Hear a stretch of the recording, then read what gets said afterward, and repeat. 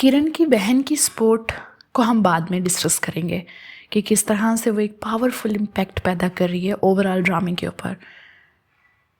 Can we say something about Saif? Saif is such a loser. एक ऐसा शख्स होता है ना जिसको कुछ पता ही नहीं है कि उसने ज़िंदगी में करना क्या है, जिसको यही नहीं पता कि उसने क्या स्टैंड लेना है और कब लेना है और किसके लिए लेना है। अब उसने देखी फरियाल 5 साल पहले, एक मोड स्कोर्ड लड़की है, शॉपिंग करती है, घूमती फिरती है, बड़ा प्यारा सा मेकअप करके, बड़े मॉडर्न से कपड़े पहनकर अपनी लाइफ जी रही है। उसको आ गई पसंद। अब पसंद आने के बाद क्या हुआ कि उसने उसे अप्रोच किया, उसने उससे बातें शुरू की, उसने भी उससे बातें शुरू की, दोनों की अंडरस्टैंडिंग हो गई और उनको सो कॉल्ड मोहब्बत हो गई। अब जब वही लड़की बनी है ना बीवी, तो इनको चाहिए उनसे घरदारी, इनको चाहिए उनसे बच्चे, इनको चाहिए कि वो बन के रहे इनकी अम्मा की खूबसूरत प्यारी सी बहू। ऐसा नहीं होता। घरदारी वाली लड़कियां पहले दिन से ही पता होती हैं कि ये घरदार वाली लड़कियां हैं। तो आप चुनते ही क्यों हो उन लड़कियों को जिनके अंदर एसेंस ही नहीं है घरदारी वाला?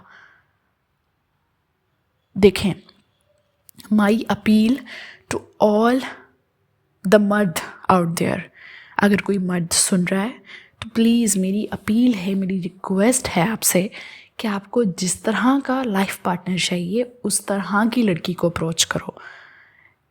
एक आज़ाद घूमने वाली, एक आज़ाद परिंदे की तरह एक लड़की होती है, आप उसको केज में बंद कर कर अपने मुताबिक मत डाला करो यार।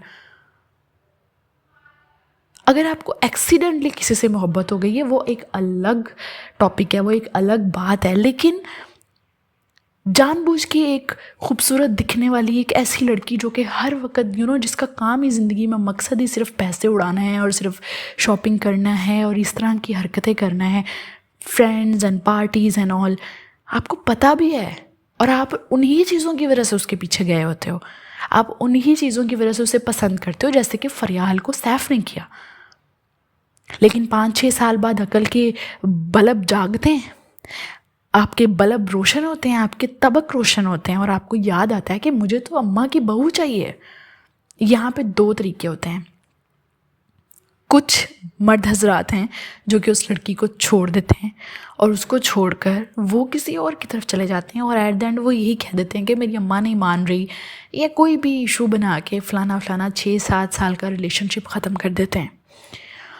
और दूसरी तरफ आते हैं वो मर्द जो कि उससे शादी करते हैं प्रॉपर तरीके से, लेकिन शादी के बाद यार खाना तो तुम्हें बनाना पड़ेगा, यार देखो यार अब अम्मा की थोड़ी सी खिदमत तो करनी पड़ेगी, यार देखो अब हम गैदरिंग्स में जाते हैं या हम बाहर जाते हैं, अब तो मेरी अम्मा भी देखती हैं तो तुम्हें दुपट्टा तो लेना पड़ेगा यार, सलवार कमीज़ तो पहननी पड़ेगी ही, ठीक है।